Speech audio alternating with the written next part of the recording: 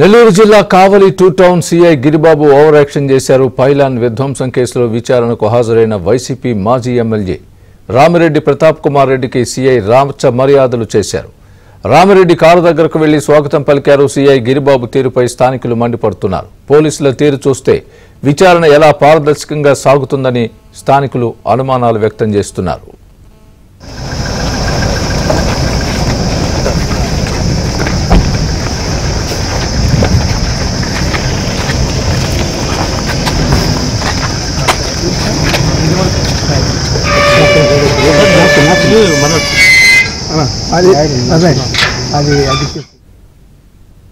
ఇదే అంశానికి సంబంధించి పూర్తి అప్డేట్ మా ప్రతినిధి మహేష్ అందిస్తారు. మహేష్, స్వామి, మొత్తం మీద కావలి 2 టౌన్ సీఐ గిరిబాబు ఆయన ఓవర్ యాక్షన్ చేయడం తీవ్ర విమర్శలు తావిస్తుంది. ప్రధానంగా చూస్తే జగన్ ప్రభుత్వ హయాంలో అప్పటి ఎమ్మెల్యే, ప్రస్తుత తాజా మాజీ ఎమ్మెల్యే రామిరెడ్డి ప్రతాప్ కుమార్ రెడ్డి దగ్గర ఉండి మరి కొంతమందిని వెంటేసుకొని వెళ్లి అమృత్ కేంద్ర ప్రభుత్వ నిధులతో నిర్మించినటువంటి అమృత్ పైలాన్ని కోల్దోశారు, విధ్వంసం చేశారు. ఆ పైలాన్ విధ్వంసం సంబంధించి కేసులో మాజీ ఎమ్మెల్యే రామిరెడ్డి ఒక నిందితుడిగా ఉన్నారు.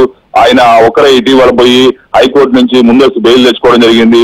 ఈ నేపథ్యంలో పోలీసులు విచారణ రావాల్సిందిగా ఆయనకి నోటీసులు జారీ చేశారు. సెల్ ఫోన్ లో, వాట్సాప్ ద్వారా అలాగే ఫోన్ చేసి చెప్పడం జరిగింది. దాంతో ఈ రోజు ఆయన విచారణ కోసం 2 టౌన్ పోలీస్ స్టేషన్ దగ్గరకు వచ్చారు. ఆయన వచ్చి రాగానే అక్కడ ఉన్నటువంటి సిఐ గిరిబాబు పరుగులు తీసుకుంటూ కారు వద్దకు వెళ్లి ఆయనకి రాచ మర్యాదలు చేస్తూ నమస్కారాలు పెడుతూ వెంట పెట్టుకొని స్వాగతం పలికి మరి పోలీస్ స్టేషన్ లోకి తీసుకువచ్చారు. ఈ సన్నివేశం, ఈ దృశ్యాలు ఇప్పుడు కావల్లో హాట్ టాపిక్ గా మారాయి. ఒక విచారణ అధికారిగా ఉన్నటువంటి సిఐ గిరిబాబు ఏ విధంగా స్వాగతం పలుకుతారు, వైసీపీ మాజీ ఎమ్మెల్యే రామిరెడ్డికి ఎందుకు అలా అంతలా మర్యాదలు ఇవ్వాల్సిన అవసరం ఏంటి ఒక నిందితుడికి అని చెప్పి చర్చ పెద్ద ఎత్తున జరుగుతూ ఉంది. ఈ విధంగా జరిగితే ఈ విచారణ ఏ విధంగా సజావుగా సాగుతుందని కూడా ప్రజలందరూ కూడా ప్రశ్నిస్తూ ఉన్నారు.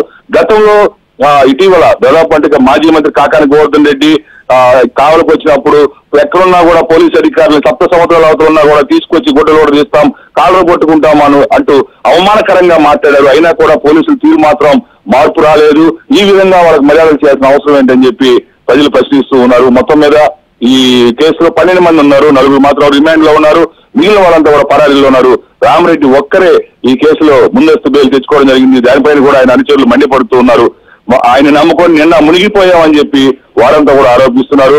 మరోవైపు ఈ సిఐ తీరు అందరిలో కూడా, పోలీస్ శాఖలో కూడా చాలా మంది ఇది కరెక్ట్ కాదు, ఒక రాజ్యాంగం ప్రకారం అంటే వైసీపీ హయాంలో రాజ్యాంగానికి విరుద్ధంగా వాళ్ళు ఏది చెప్తే అది చేసినటువంటి అధికారులు మళ్ళా ఇప్పుడు వాళ్ళకి ఈ విధంగా రాచమర్యాదలు చేస్తున్నారంటూ ఆరోపణలు తీవ్ర స్థాయిలో వ్యక్తమవుతున్నాయి. స్వామి, రైట్ మహేష్, థ్యాంక్స్ ఫర్